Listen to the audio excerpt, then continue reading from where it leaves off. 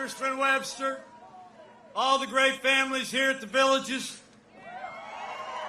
my fellow Americans, it is great to be back in the Sunshine State. It is great to be back in Trump country.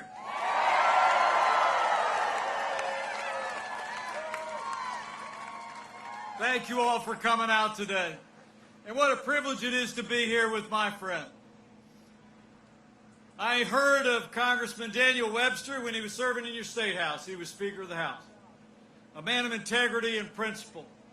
And I can tell you, in all my 12 years in the Congress and ever since, I've never served with someone more committed to conservative principles or a stronger ally of our president and this administration. Join me in thanking Congressman Daniel Webster for all he's done for Florida and for the cause. But Daniel and I are here for one reason and one reason only. And that is that Florida and America need 4 more years of President Donald Trump in the White House.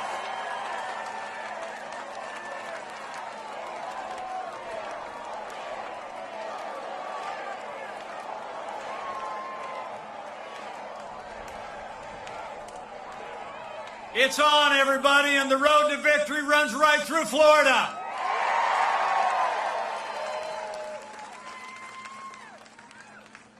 It's so good to be with all of you. I had a little bit of a busy week. I don't know if you got to see it, but I was over in Utah the other night. We had a little debate with Kamala Harris, and some people think we did all right.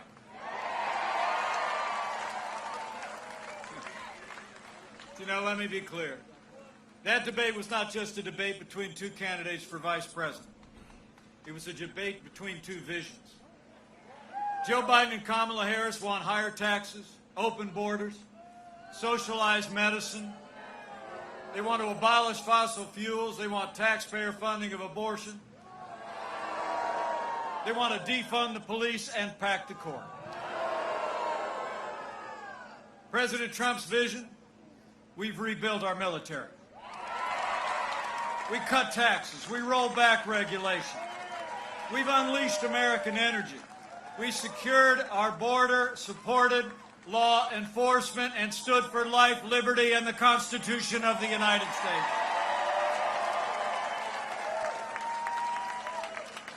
I mean, when you compare the Biden-Harris agenda with the agenda of President Donald Trump, the choice is clear. If you cherish faith, freedom, law, and order, and life, in 24 days, we got to re-elect President Donald Trump for 4 more years.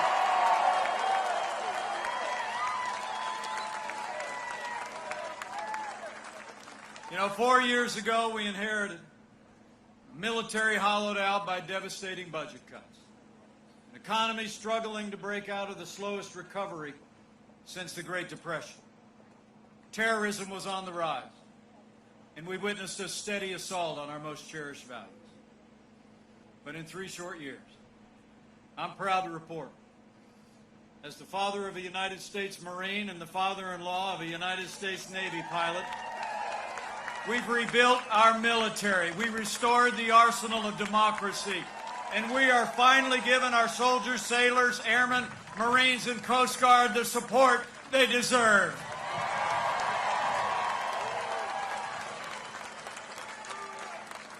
You know, I couldn't be more proud to serve as Vice President to a president who cares so deeply about the men and women of our armed forces. And we've stood with those who serve, but we've also stood with all of you who have served in the uniform of the United States. You know, when Joe Biden was Vice President, you all remember it, we saw years of heartbreaking scandal at the VA that shocked the conscience of the nation. I mean, we literally saw America's heroes perishing in waiting lines to get health services at the VA. But under President Donald Trump, those days are over. Our president signed the most sweeping reform of the VA in 50 years. We fired thousands of VA employees that were not giving our veterans the care that they earned in the uniform of the United States. and Veterans Choice is now available for every veteran in America.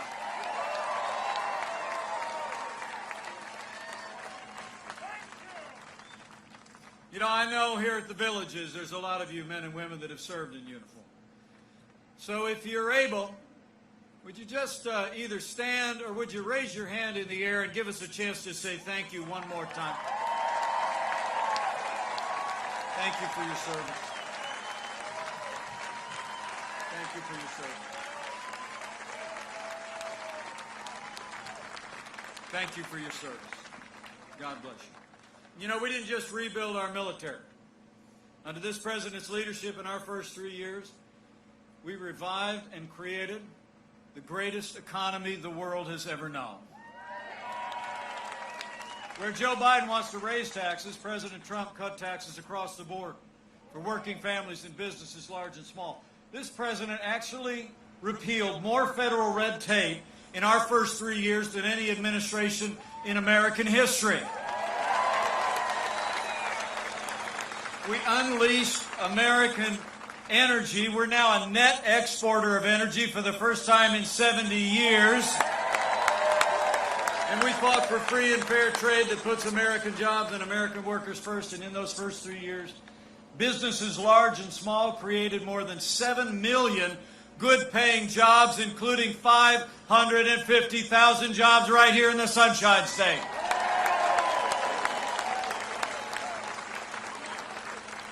So we stood for our national defense and for jobs. Standing here not far from the Space Coast, I'm proud to report to you, under President Donald Trump, we have renewed American leadership in manned space exploration.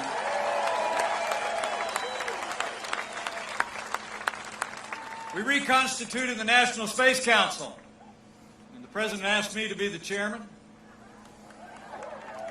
He didn't actually know that when our kids were little, we actually vacationed at Cape Canaveral just to go see the rockets. That Daniel, you got to know, the only committee I ever asked to be on in the Congress was the NASA subcommittee. So when he asked me to lead the National Space Council, I counted it an incredible privilege. And under this president's leadership, we've secured historic funding for NASA.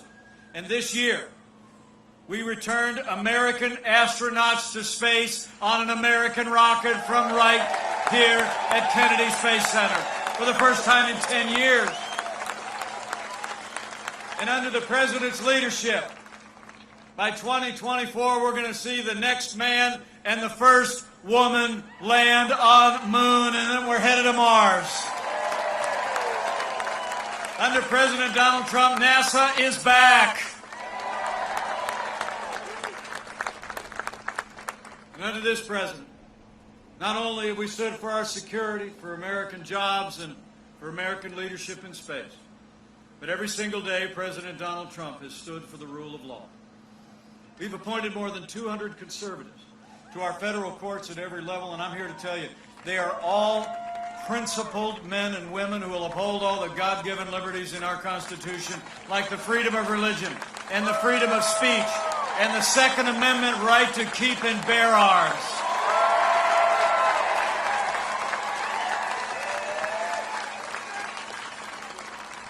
Now, last month, we rightly paused as a nation to honor the life and service of Justice Ruth Bader Ginsburg. But when the memorials were over, President Trump fulfilled his constitutional duty.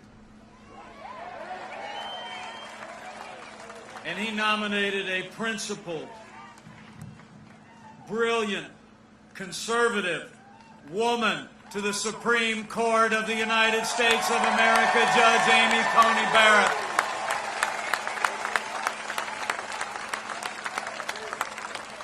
Now, I'm a big fan of Judge Barrett, and it's not just because she's from Indiana. I'm telling you what, Judge Amy Coney Barrett is an inspiring person.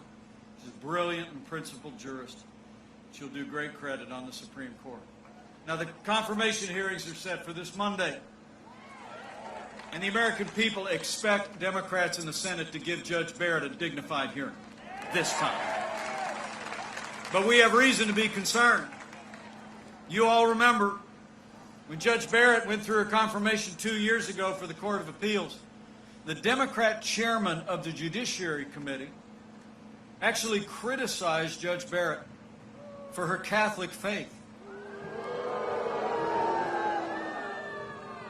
She said that, quote, "the dogma lives loudly in you." And Hollywood elites have already begun to criticize Judge Barrett and her family for their Christian faith.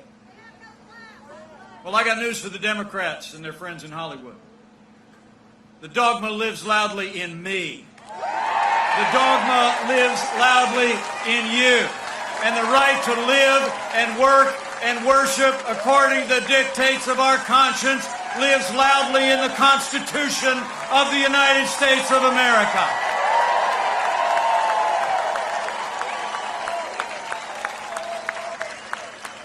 In America, we cherish the freedom of religion of every American of every faith. And these attacks on Judge Barrett's faith got to stop. So after the Senate does their job to advise and consent, I'll make a prediction.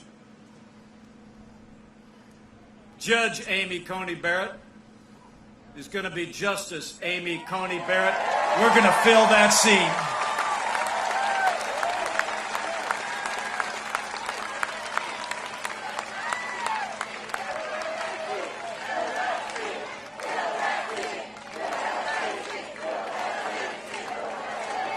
Oh, we're going to fill it.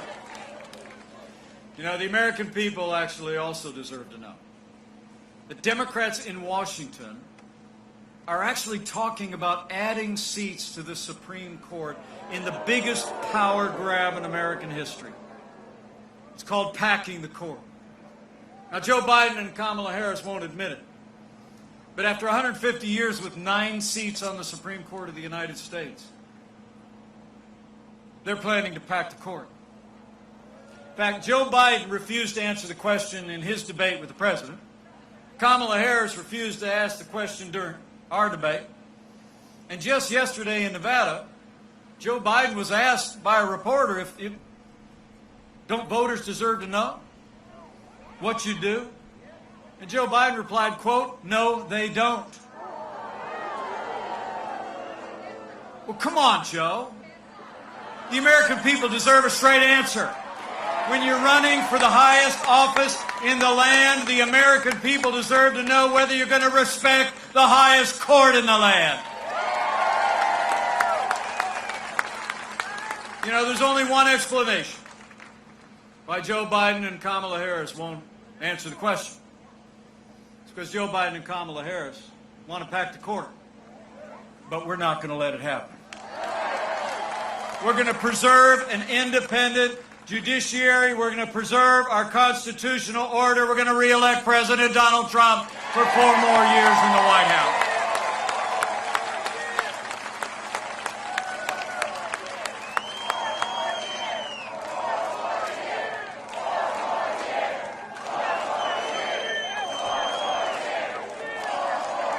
So we've stood for the rule of law, prosperity and security. We've stood for an independent judiciary, and we always will.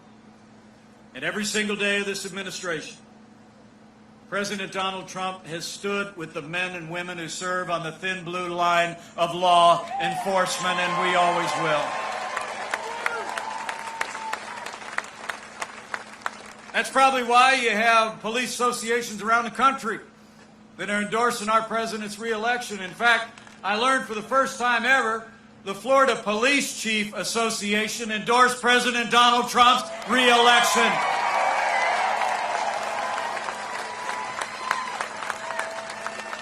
Let me take this opportunity to thank Sheriff Jeff Parson and all the membership of the Florida Police Chiefs Association. And also, can we just show these law enforcement officers how much we appreciate all they do every day to protect and serve our families?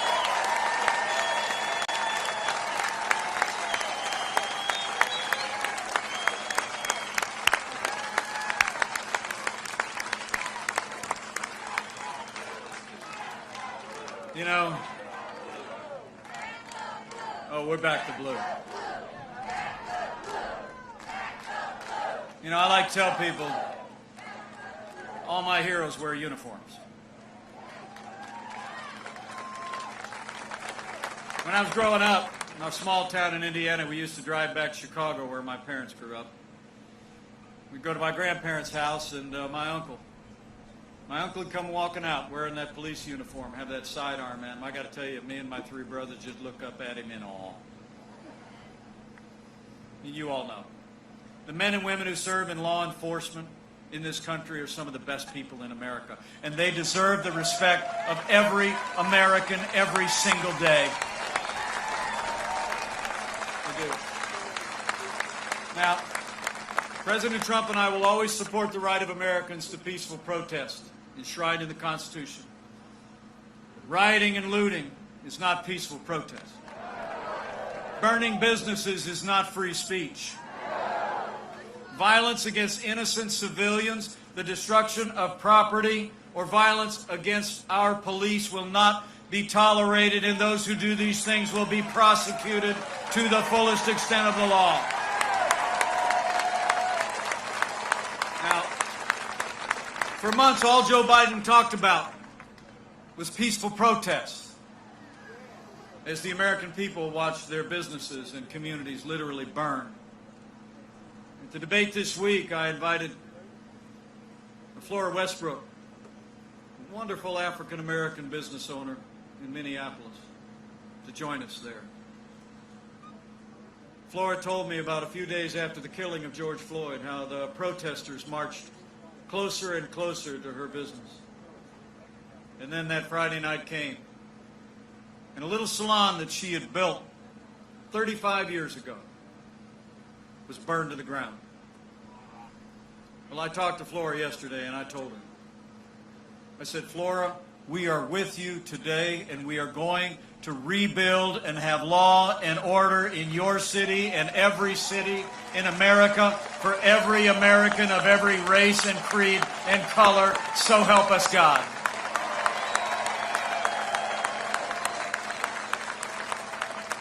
You know, the truth is, Joe Biden would double down on the very policies that have led to violence in America.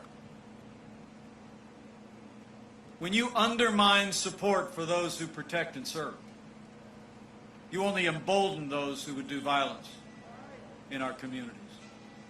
Now, Joe Biden explains it all by saying that America is, quote, systemically racist.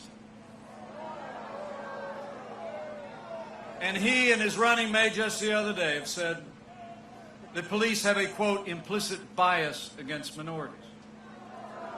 When Joe Biden was asked if he'd cut funding to law enforcement, he said, yes, absolutely.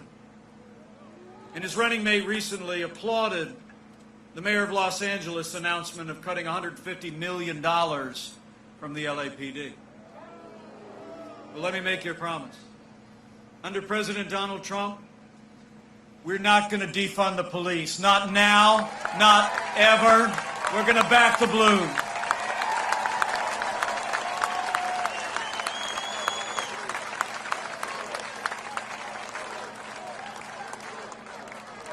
What the President and I know, what you all know, we don't have to choose between supporting law enforcement and supporting our African American neighbors or any of the minorities or families who live in our major cities. We have done both for the last 3.5 years. We provided new resources for law enforcement, new personnel, and we've made historic investments in our African American, historically black colleges and universities. We saw the lowest unemployment ever recorded for African Americans, 9,000 opportunity zones in our major cities. We passed criminal justice reform. We have supported law enforcement, supported our African American neighbors, and we're going to keep on doing it for 4 more years.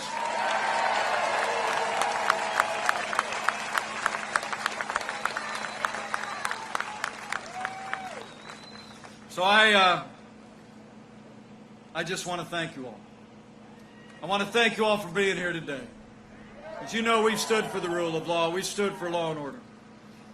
And as I said before, we've stood strong for the right of every American to live, to work, to worship according to the dictates of our conscience. You know, the freedom of religion has been called our first freedom than the First Amendment.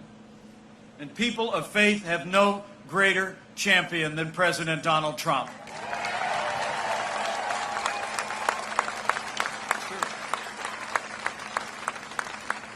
From early on, the President took decisive action to restore the conscience rights of doctors and nurses, teachers, and religious charities. And President Donald Trump ended the last administration's assault on the Little Sisters of the Poor, and the Supreme Court voted 7-2 to make it permanent. It's amazing to think.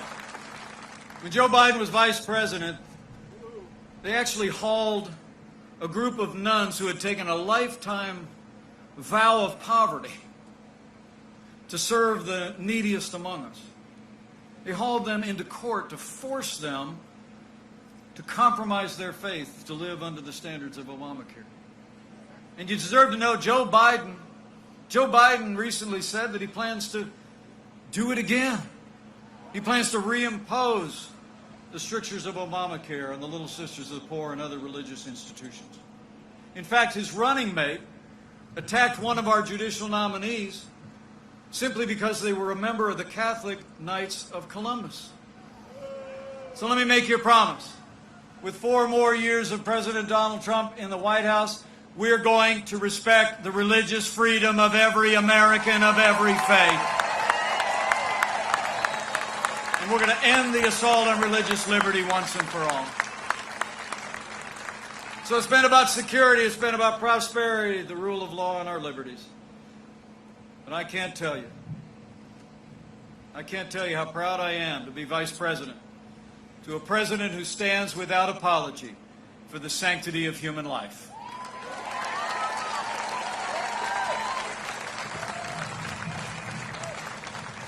Where Joe Biden supports taxpayer funding of abortion all the way up to the moment of birth, President Trump took action early in our administration to suspend all funding, the Mexico City policy, no taxpayer dollars to provide or promote abortion around the world. He's renewed the Hyde Amendment to protect taxpayer money from ever being spent on abortion, and President Donald Trump is the most pro-life president in American history.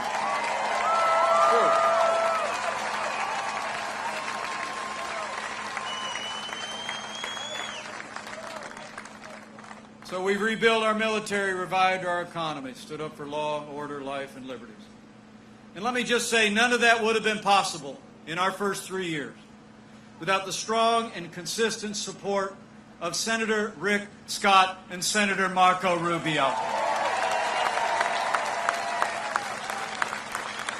And that's also why, here in his congressional district, we need you to re-elect Congressman Daniel Webster to a new Republican majority and retire Nancy Pelosi once and for all.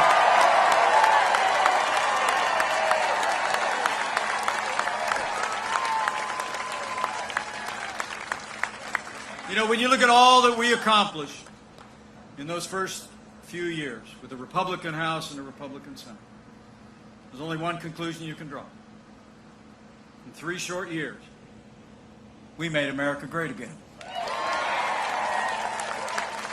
True.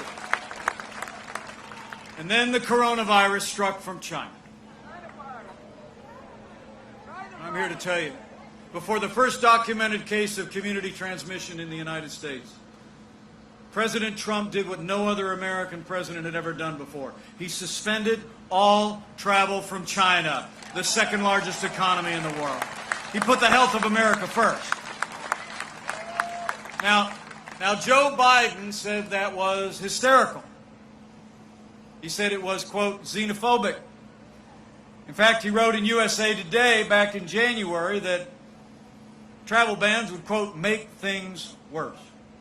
But let me tell you, as the head of the White House Coronavirus Task Force, I can tell you firsthand, President Trump's decision to suspend all travel from China bought us invaluable time to stand up the greatest national mobilization since World War II, and it saved countless American lives.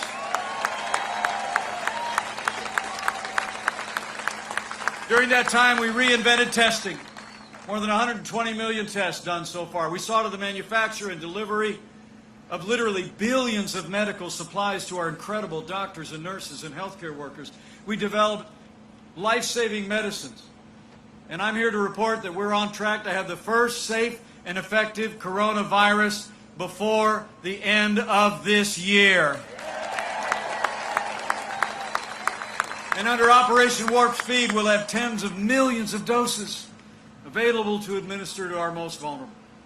You know, the President just said on the South Lawn of the White House today, and I quote, "Through the power of American science and medicine, we will eradicate the China virus once and for all."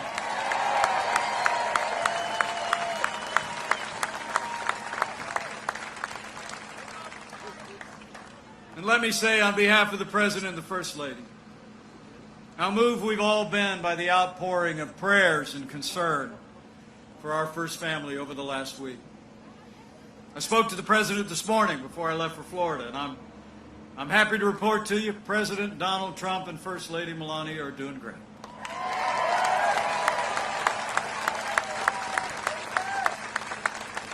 But what the President and I know is the outpouring of support and concern and prayer from across the country for our first family is just reflective of the love and the concern and the prayers that Americans have shown to neighbors and friends impacted by this virus, and especially those impacted by loss.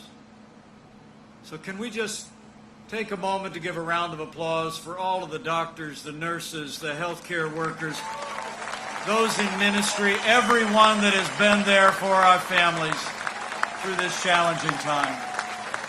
We love you all.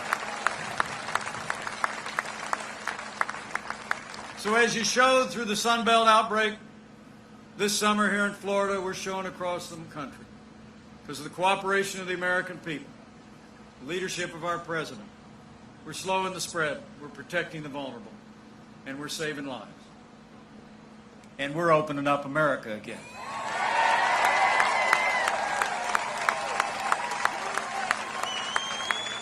You know, it's amazing to think, after losing 22 million jobs at the height of this pandemic, in just the last 5 months, because of the foundation that we poured and because of the unprecedented recovery and relief support for families and businesses, we've already seen 11.5 million Americans go back to work, including 630,000 Americans right here in Florida. We're opening up America, and we're opening up America's schools. You know, about a week ago, the President announced we actually acquired about 100 million rapid tests that we're distributing to school nurses and school systems to help get our kids back in the classroom and keep them back in the classroom safe and sound. And can I just say, as I stand here in Florida, none of the progress this state has made would have been possible without not only the leadership of our President, our incredible healthcare workers, but none of it would have been possible without the strong, steady, and compassionate leadership of Governor Ron DeSantis. Done an amazing job. Thank you, Governor. So we've gone through a time of testing. But I came down today on this cool and breezy Florida day, because in 24 days we're coming to a time for choosing. The choice in this election has never been clearer, and the stakes have never been higher. It's amazing to think, in the middle of a global pandemic, Joe Biden wants to raise taxes by $4 trillion. President Trump, not only has he passed the largest tax cuts and tax reform in history, but for 4 more years we're going to keep cutting taxes for middle-class Americans and bring this economy all the way back and then some. Where Joe Biden wants to bury our economy under an avalanche of red tape, he had to be reminded in that presidential debate that he supports the Green New Deal. He even wants to put us back in the Paris Climate Accord. President Trump's been cutting red tape, got us out of the Paris Climate Accord. Our air and land are cleaner than any time in recorded history. Our water is the cleanest in the world, and America is now a net exporter of energy for the first time in nearly 70 years.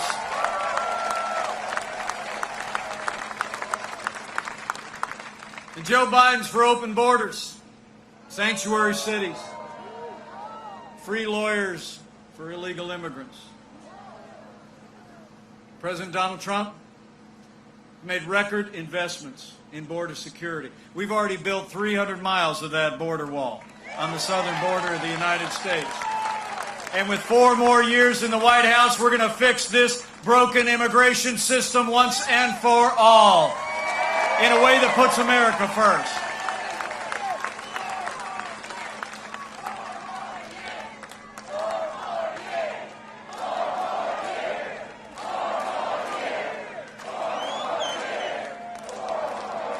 And when it comes to international trade, so important here in Florida, for what you manufacture and what you grow.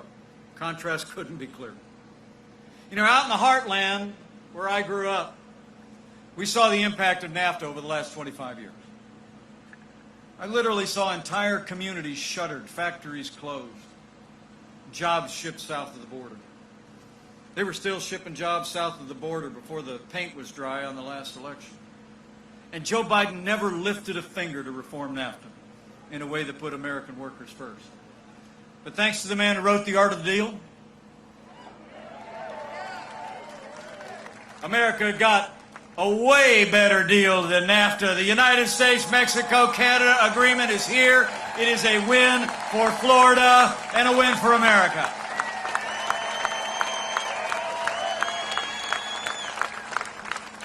And when we came into office, half of our international trade deficit was with China. We were literally losing $500 billion a year to China in trade.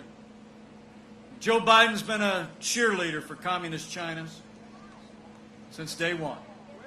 President Trump, he put China on notice. He said the era of economic surrender is over. We impose tariffs, and we're going to keep the pressure on until they level the playing field for American workers, American businesses, and respect American private property.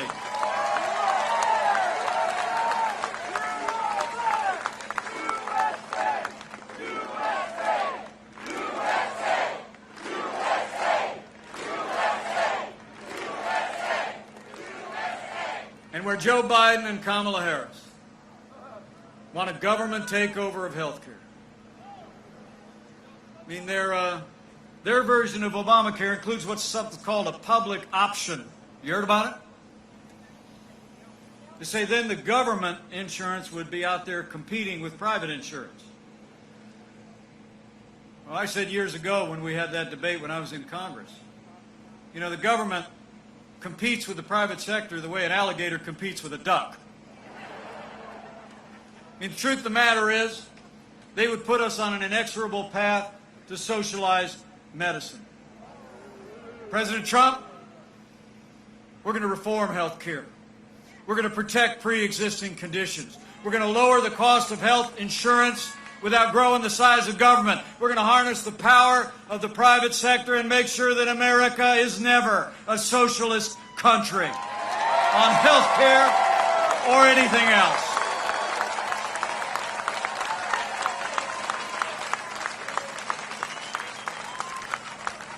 You know, when you look at their agenda, it's clear.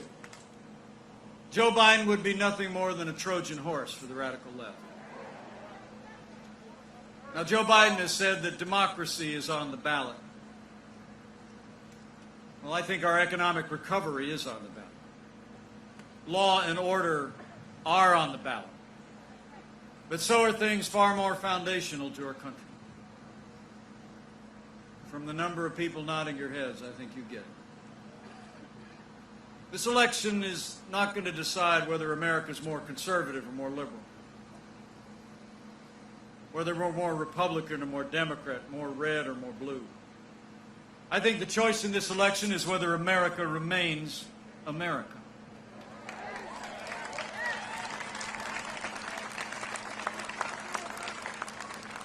Whether we're going to allow Joe Biden and Kamala Harris to steer our nation on a path of more government, less freedom, less opportunity. A path that ultimately leads to socialism and decline. Or whether we're going to steer our nation in a renewed way on a path of freedom, individual responsibility, and all the ideals that have made this country great. So for our freedom, for our highest ideals, we need to decide right here and right now that Joe Biden will never be President of the United States of America. We're going to re-elect President Donald Trump for 4 more years.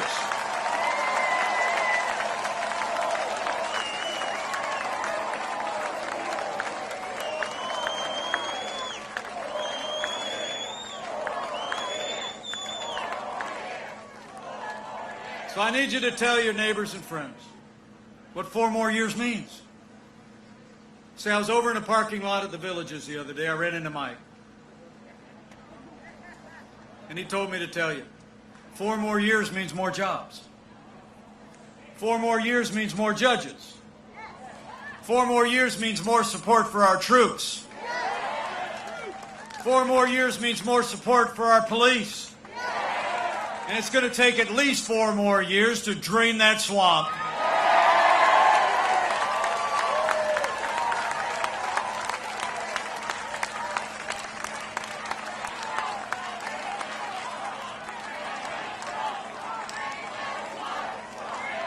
Oh, we're draining it. You know, 4 years ago, a movement was born. A movement of everyday Americans from every walk of life. Here in Florida, you believe we could be prosperous again. You believe we could be strong again. You believe we could be respected again. You said yes to President Donald Trump in 2016, and I know Florida's going to say yes to 4 more years of President Donald Trump in 2020. But it's going to take all of us to do it.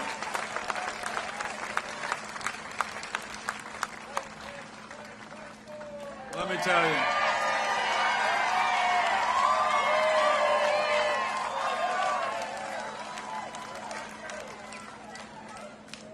Let me hang on 1 second here. Is she okay? Okay, you got her? Take a minute.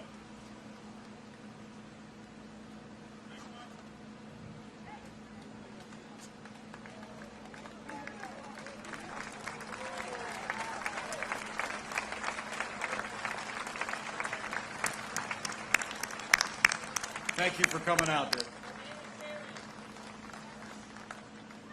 You know, I've known this president over the last 4 years. Some people think we're a little bit different.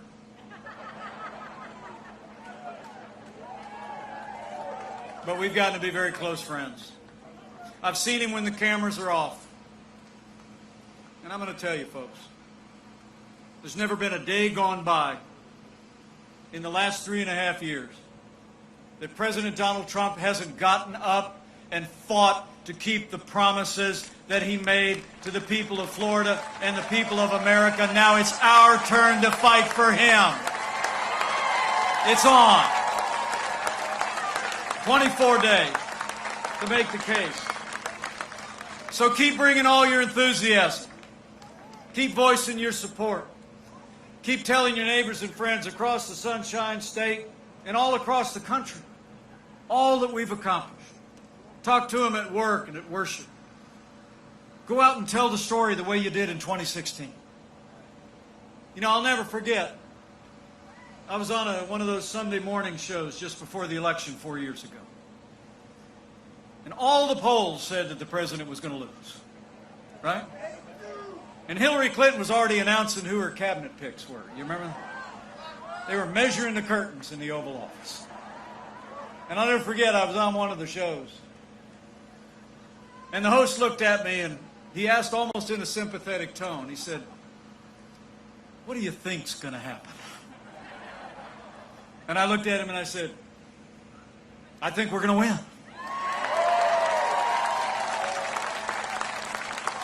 And he was a little shocked. Really? He like said to me, "Why?" And I said, "Well, because look, I don't care about the polls. There's only one poll that matters." And the fact was, I was out traveling around the country. The president was traveling around the country.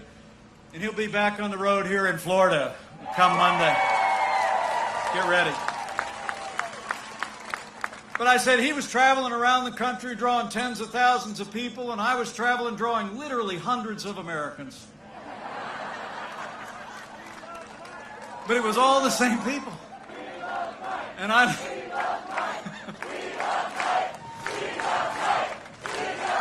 Thank you. But it was, I said to this host, I said, all I can tell you is what I'm seeing across the country.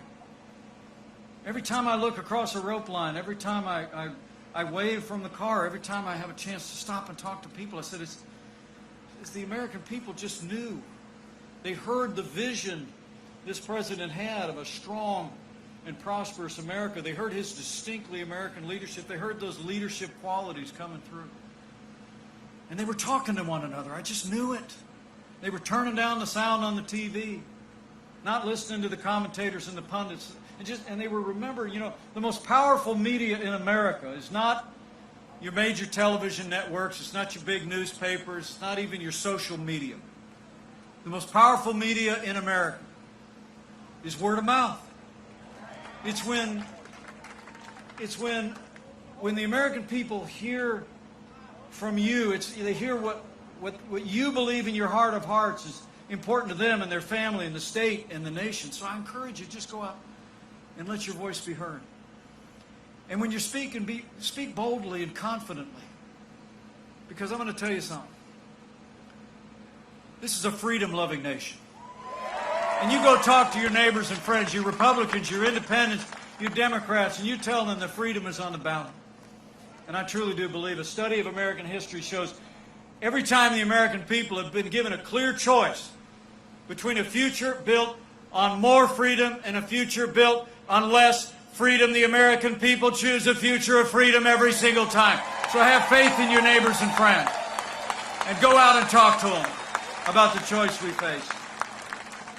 And lastly, in the days now between now and the election, if you're inclined to exercise that other kind of faith, I encourage you to do that too.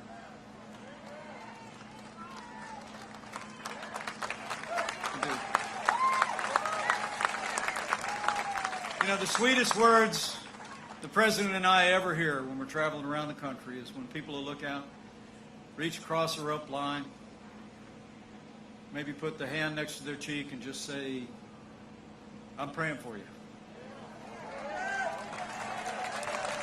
And we hear it a lot. Everywhere I've gone the last 4 years traveling around this country, I'm convinced of two things. This is a freedom-loving nation, and this is a nation of faith. And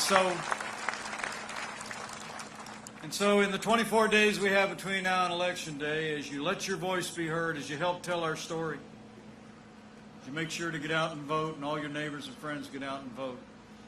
If you're inclined to bow the head and bend the knee, I encourage you to do that too. And when you pray, pray with confidence that if His people who are called by His name will humble themselves and pray and turn, He'll do like He's always done in the long and storied history of this nation. He'll hear from heaven, and He'll heal this land,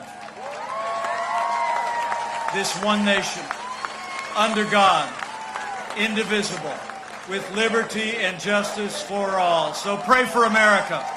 Pray for all the American people. It'll make a difference. So I want to thank you all for coming out again today, and I want to thank you for the great privilege of being your Vice President these last 3.5 years. It's the greatest honor of my life. And I'm absolutely convinced if all of us do all that we need to do between now and November 3rd, we work like it depended on us, and we pray, we're going to have a great American victory on November 3rd. We're going to make Florida and America stronger than ever before. We're going to make Florida and America more prosperous than ever before. And with Rick Scott and Marco Rubio in a renewed Republican majority in the Senate, with Daniel Webster in a new Republican majority in the House of Representatives, with President Donald Trump in the White House for 4 more years, and with God's help, we're going to make America great again. Again. Thank you all very much. God bless you, and God bless America.